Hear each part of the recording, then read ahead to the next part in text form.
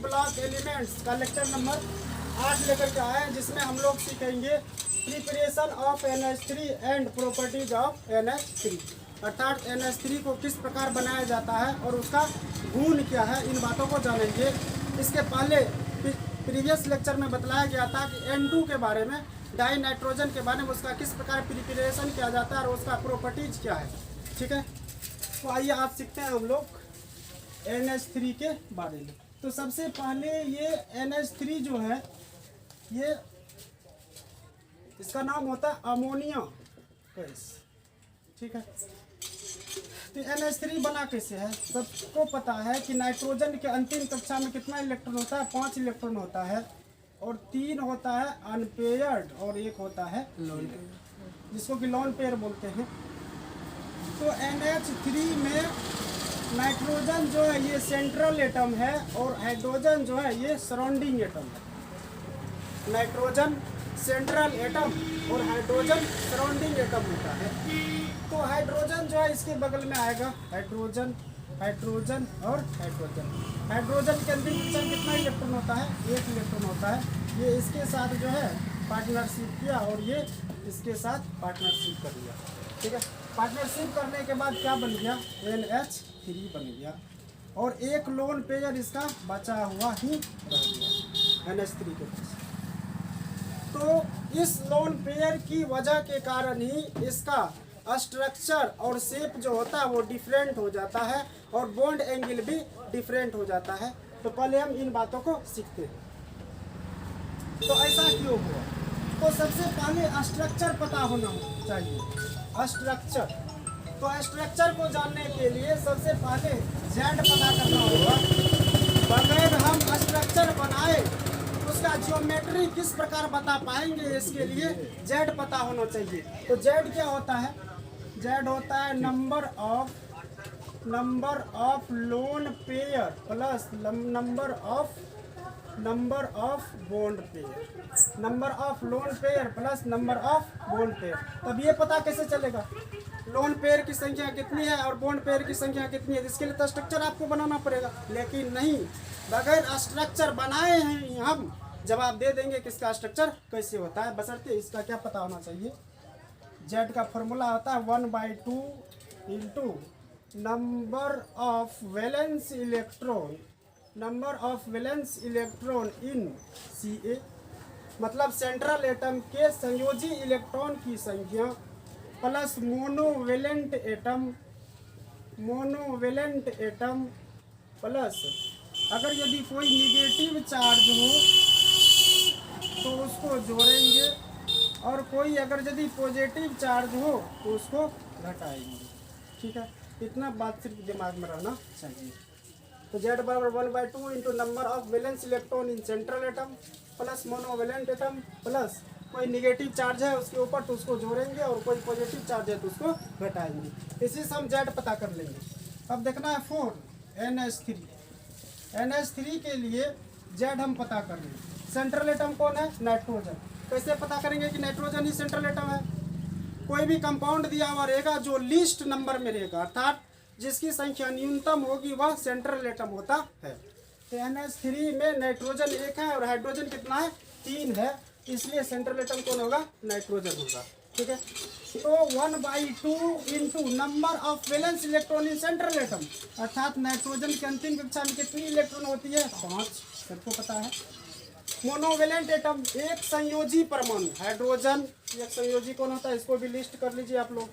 Monovalent atom कौन होता है? मोनोवेलेंट एटम, ये हाइड्रोजन हुआ, क्लोरीन हुआ, ब्रोमीन हुआ और आयोडीन हुआ। ये क्या होता है? मोनोवेलेंट एटम होता है। तो मोनोवेलेंट एटम की संख्या कितनी है NH3 में? 3 है, जोड़ दिए। अब कोई निगेटिव चार्ज है क्या इस पर? नहीं है। कोई पॉजिटिव चार्ज है क्या? नहीं है। ठीक है, तो Z बराबर कितना निकल के आया? 1/2 गुना 5 जोड़ 3 कितना होता है? 8, 2 चौके 4 बार में कट गया टोटल। ठीक है, 4 टाइम्स में 8 जो है 2 से कट जाता है। तो 4 यहाँ पर जो आया, अगर यदि Z4 आया तो इसका स्ट्रक्चर होता है टेट्राहेड्रल। टेट्राहेड्रल। समझ में आया? ये 11th की बात है, ये 11th की बात है। उसमें हम लोग पढ़े थे इसको केमिकल बॉन्डिंग चैप्टर में। ठीक है, लिख लिया इसको। तो बगैर हम स्ट्रक्चर बनाए ही उसका हम स्ट्रक्चर बता देंगे किस प्रकार का है। तो NH3 का स्ट्रक्चर कैसा होता है? टेट्राहेड्रल होता है। अब टेट्राहेड्रल होगा, टेट्राहेड्रल अगर यदि होगा तो बॉन्ड एंगल कितना होना चाहिए? ये होता है टेट्राहेड्रल, सबको पता होना चाहिए। टेट्राहेड्रल तो बॉन्ड एंगल होता है 109 डिग्री 28 मिनट का, 109 डिग्री 28 मिनट का। लेकिन इसका शेप जो होता है, शेप डिपेंड करता है ओनली बॉन्ड पेयर पे। ओनली किस पे? बॉन्ड पेयर पे। तो बॉन्ड पेयर कैसे पता करेंगे? तो लोन पेयर निकालना पड़ेगा इसका। लोन पेयर बराबर होता है जेड घटा surrounding atom, Z minus surrounding atom. Z कितना निकल का आया था? 4। सराउंडिंग एटम की संख्या कितनी है NH3 में? 3। तो 4 घटा 3 बराबर कितना हुआ? 1। एक लोन पेयर हो गया। ठीक है, NH3 में कितना लोन पेयर? एक पता भी है, तो समझना है यहाँ पे। एक लोन पेयर और 3 ठो क्या हो गया? हाइड्रोजन। इस लोन पेयर की वजह से इसका बॉन्ड एंगल जो है घट जाता है। बॉन्ड एंगल 107 डिग्री कुछ मिनट होता है, 107 डिग्री कुछ मिनट देखने को मिलता है। जबकि कितना होना चाहिए था बॉन्ड एंगल इसका? 109 डिग्री 28 मिनट का होना चाहिए था। समझ में आया? तो ये आज का टॉपिक नहीं है। आज का टॉपिक ये है कि अमोनिया गैस हम किस प्रकार बनाएंगे। ठीक है,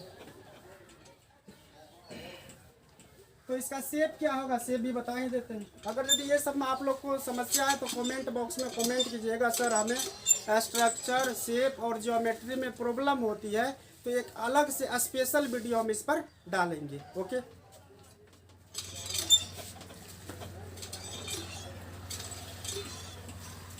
इसका शेप जो होता है पिरामिडल होता है। शेप कैसा? पिरामिडल। ठीक है ना। और हाइब्रिडाइजेशन, हाइब्रिडाइजेशन बोले तो क्या होगा? हाइब्रिडाइजेशन sp3 होगा, क्योंकि जेड कितना आया था? 4। तो एस में कितना डब्बा? 1 डब्बा। और पी में कितना डब्बा? 3 डब्बा होता है।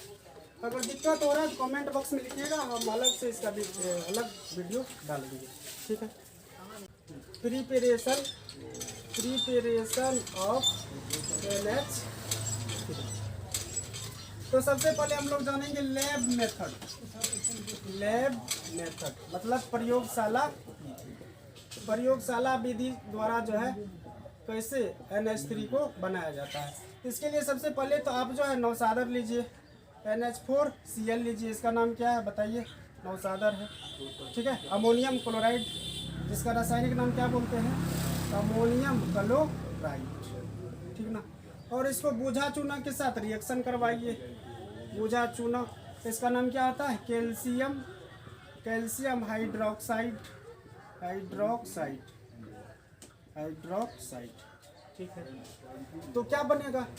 इस पर नेगेटिव चार्ज, इस पर क्या होगा? पॉजिटिव चार्ज होगा। इस पर नेगेटिव चार्ज और इस पर पॉजिटिव चार्ज। ये पॉजिटिव वाला किसके साथ जाएगा बताइए? नेगेटिव के साथ। क्या बना? CaCl2, क्योंकि कैल्शियम का वैलेंसी 2 होता है इसलिए इधर 2 लगा, प्लस।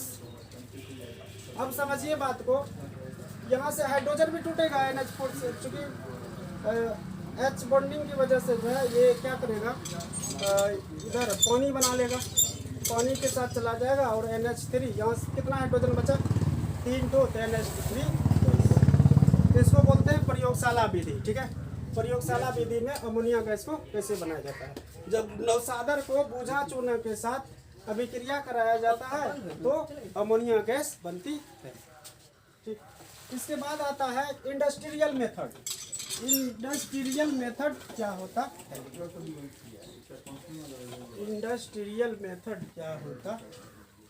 लिखना है सभी को, इंडस्ट्रियल मेथड। इंडस्ट्रियल मेथड मतलब औद्योगिक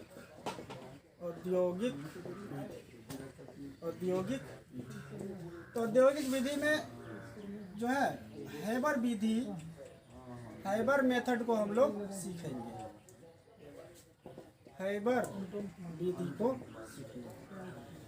तो ये हैबर विधि से जो है अमोनिया गैस कैसे बनाया जाता है, ये बहुत ही इंपॉर्टेंट है बोर्ड एग्जाम के दृष्टिकोण से। बोर्ड एग्जाम के दृष्टिकोण से हैबर विधि बहुत ही इंपॉर्टेंट है। इसके लिए क्या करेंगे, डाई नाइट्रोजन गैस लेंगे और कौन लेंगे, हाइड्रोजन गैस, दोनों को Fe कैटेलिस्ट, क्या लेना है, कैटेलिस्ट Fe,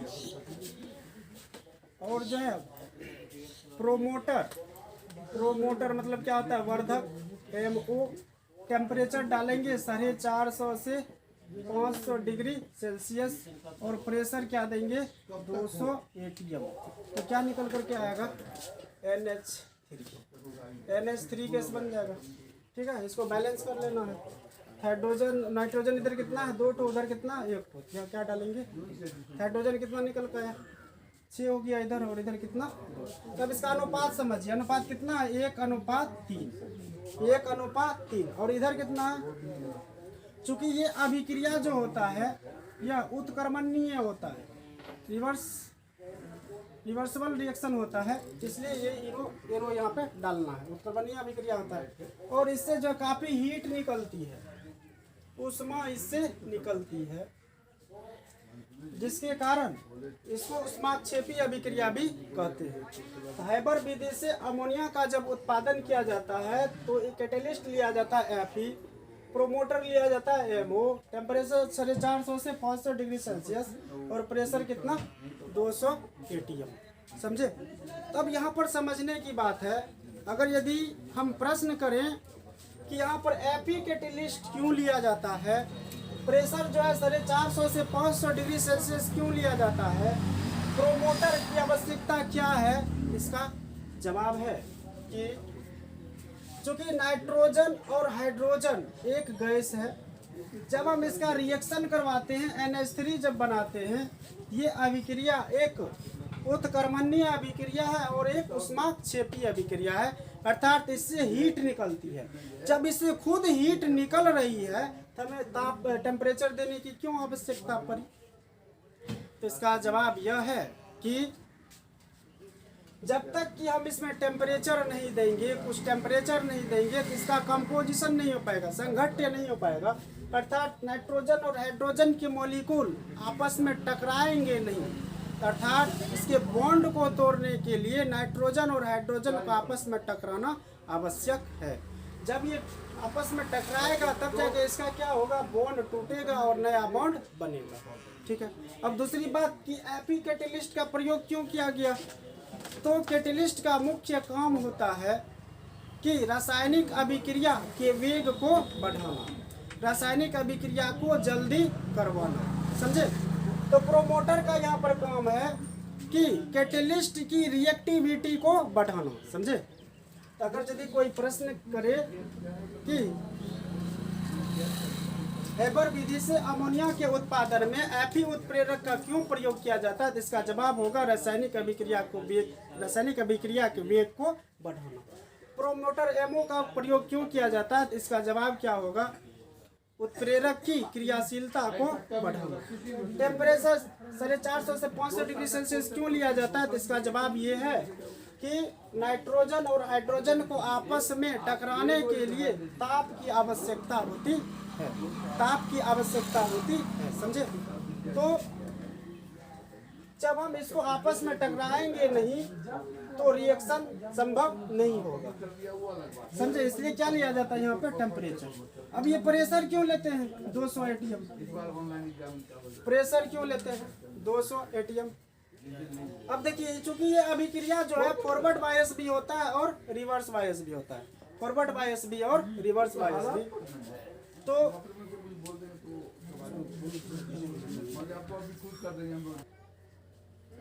ठीक है। तो प्रेशर हम क्यों यहाँ पर 200 ATM लेते हैं, तो समझिए बात को। इधर क्या 1:3, इधर क्या है 2, इधर क्या है 2। तो इसको अगर यदि हम प्रेशर हाई नहीं करेंगे तो ये फॉरवर्ड बायस में रिएक्शन नहीं हो पाएगा, फॉरवर्ड बायस में रिएक्शन नहीं हो पाएगा, अर्थात रिवर्स बायस में ही होगा। तो 1:3 कितना हुआ, बताइए 4, इधर कितना हुआ 2। ठीक है। तो रिएक्टेंट को प्रोडक्ट में कन्वर्ट कराने के लिए, रिएक्टेंट को प्रोडक्ट में कन्वर्ट कराने के लिए, अर्थात रिएक्शन को एक ही डायरेक्शन में फॉरवर्ड बायस में संपन्न कराने के लिए हमें उच्च दाब की आवश्यकता होती है, 200 एटीएम दाब की आवश्यकता होती है। ऐसा जब उत्क्रमणीय रिएक्शन होता है तो उसमें प्रेशर लेना अति आवश्यक होता है, एक ही डायरेक्शन में रिएक्शन करवाने के लिए। समझ में आया? तो कोई पूछे कि हैबर विधि से अमोनिया के उत्पादन में 200 एटीएम दाब क्यों लिया जाता है, इसका जवाब ये होगा कि हैबर विधि से अमोनिया का उत्पादन एक उत्क्रमणीय अभिक्रिया है, जिसमें अर्थात रिवर्स बायस रिएक्शन है। तो एक ही डायरेक्शन में रिएक्शन को संपन्न कराने के लिए 200 एटीएम दाब की आवश्यकता होती है। समझ में आ गया सबको? ये था हैबर विधि से अमोनिया का उत्पादन। अब लिखना है प्रॉपर्टीज ऑफ NH3,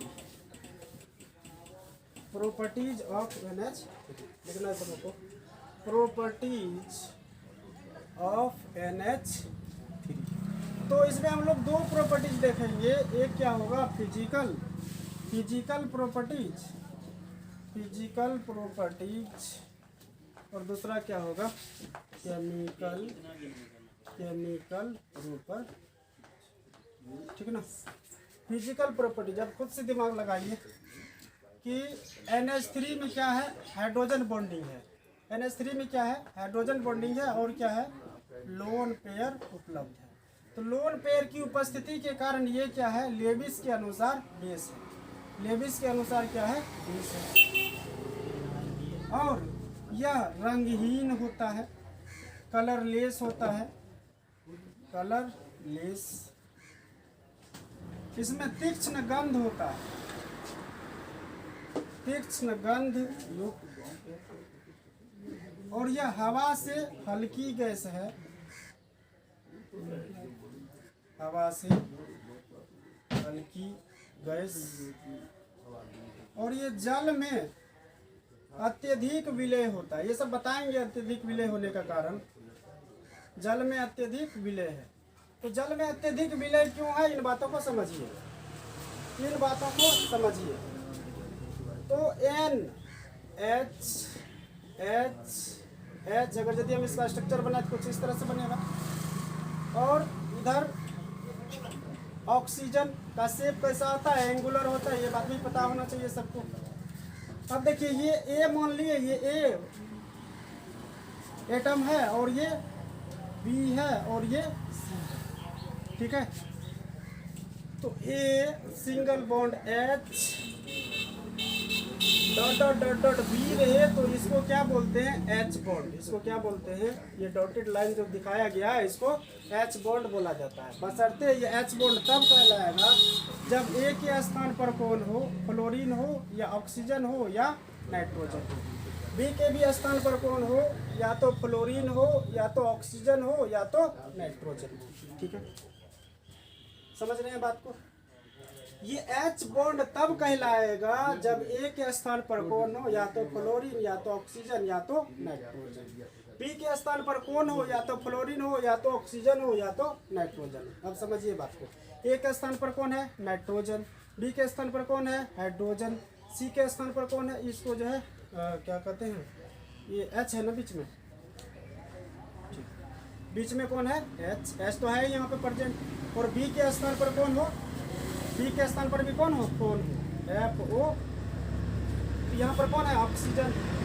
A के स्थान पर कौन है, तीनों में से कोई है क्या, वो है नाइट्रोजन है। सिंगल बॉन्ड अर्थात ये कोवेलेंट बॉन्ड है। यहाँ पर कौन है, हाइड्रोजन है। और B के स्थान पर क्या है, FO, इनमें से कोई है, हाँ है, कौन है, ऑक्सीजन है। तो इन दोनों के बीच क्या बन गया, H बॉन्ड हो गया। ठीक है? इस H बॉन्ड की वजह से ही अमोनिया गैस जल में अत्यधिक विलय होती है। समझ में आया? तो प्रश्न पूछे कि अमोनिया गैस जल में विलय है क्यों, इसका जवाब क्या होगा, क्योंकि हम सभी को पता होना चाहिए कि सामान को घुलता है। अर्थात पानी में भी H बॉन्ड पाया जाता है और NH3 में भी H बॉन्ड उपस्थित है। तो दोनों में H बॉन्डिंग के कारण अमोनिया गैस जो है जल में विलय हो जाती है, जिसको कि मैंने यहाँ पे दिखाया। समझ में आया सबको? तो इसमें तीक्ष्ण गंध होता है अमोनिया गैस में। अमोनिया गैस में तीक्ष्ण गंध होता है। अगर यदि आप लोग गंध का पता लगाना चाहते हैं तो जहाँ पर मल मूत्र त्यागा जाता है अर्थात पेशाब किया जाता है वहाँ पर जाकर के अगर यदि सूंघेंगे तो अमोनिया गैस का गंध आपको पता चल जाएगा। समझ में आया बात? अमोनिया गैस में तीक्ष्ण गंध होता है जहाँ पर मल मूत्र त्याग किया जाता है अर्थात पेशाब किया जाता है वहाँ पर जाकर के आप अगर यदि सूंघिएगा तो इसके गंध का पता चल जाएगा। अब लिखना chemical properties. Chemical properties of NH3। तभी हम लोग जाने कि अमोनिया क्या होता है, जल में अत्यधिक विलय होता है।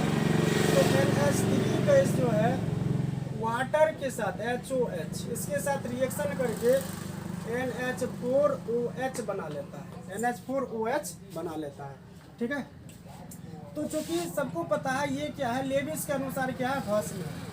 ठीक है, या बेस बोले या क्षार बोले, जो बोले। तो ये क्या है बताइए, वाटर। क्षार जो है जल के साथ अभिक्रिया करके क्या बनाता है, भस्म बनाता है। क्षार जल के साथ अभिक्रिया करके क्या बनाता है, भस्म बनाता है। NH3 जल के साथ, तो NH3 जल के साथ अभिक्रिया करके क्या बनाता है, NH4OH बनाता है, जिसको क्या नाम है, इसका नाम अमोनियम हाइड्रोक्साइड। Ammonium hydroxide. समझ में आया? अब ये NH3 जो है ये तो बेस हो गया, ये क्या है, दुर्बल बेस है, लेविस के अनुसार वीक बेस है। अब बताइए वीक बेस जो है एसिड के साथ रिएक्शन करके क्या बनाएगा, सॉल्ट बनाएगा। क्या बनाएगा, सॉल्ट। तो अमोनिया गैस एसिड के साथ रिएक्शन करके लवण बनाता है। क्या चीज, लवण। तो लिख लीजिए इसको, NH3 गैस जो है एसिड के साथ रिएक्शन करके क्या बनाएगा, सॉल्ट बनाता है। जैसे कि NH3 प्लस HCl लिख दिए, क्या बनेगा बताइए, सॉल्ट क्या बनेगा, NH4Cl, अमोनियम क्लोराइड। फिर NH3 प्लस HBr लिखे तो क्या बनाएगा, खुद से बताइए, NH4Br बनाएगा, NH4Br। उसी प्रकार NH3 प्लस HCl लिखे तो क्या बनाएगा, खुद से बताइए, NH4, और ये तो बता दिए। ठीक है, HNO3 डाल दिए, ये भी तो एसिड है, NH4NO3 बनाएगा, अमोनियम नाइट्रेट। ठीक, खुद से बताइए, NH3 जो है H2SO4 के साथ रिएक्शन करके क्या बनाएगा, क्या बनाएगा, NH4SO4। अब यहाँ पर वैलेंसी का बात हो जाएगा, SO4 का वैलेंसी कितना होता है, 2 होता है, NH4 का कितना होता है, 1 होता है। इसका नाम क्या होगा, अमोनिया। समझ में आया? क्योंकि अमोनिया एक दुर्बल क्या है, बेस है, ये एसिड के साथ रिएक्शन करके क्या बनाएगा, सॉल्ट बनाता है। एसिड के साथ रिएक्शन करके सॉल्ट बनाता। समझ में आ गया? अब इसका हम लोग देखेंगे यूज, उपयोग क्या है अमोनिया गैस। तो लिखना है सब को, यूजेज ऑफ NH3 गैस। तो देखिए NH3 गैस का उपयोग जो है ओस्टवाल्ड प्रोसेस से HNO3 नाइट्रिक अम्ल के उत्पादन में किया जाता है, फर्टिलाइजर के रूप में किया जाता है। फर्टिलाइजर मतलब क्या होता है, उर्वरक। जैसे कि यूरिया सब भी बनाया जाता है इससे, यूरिया हो गया, यूरिया के निर्माण में। तो ओस्टवाल्ड प्रोसेस से HNO3 के निर्माण में, उर्वरक के उत्पादन में। ठीक है, तो इसका उपयोग किया जाता है।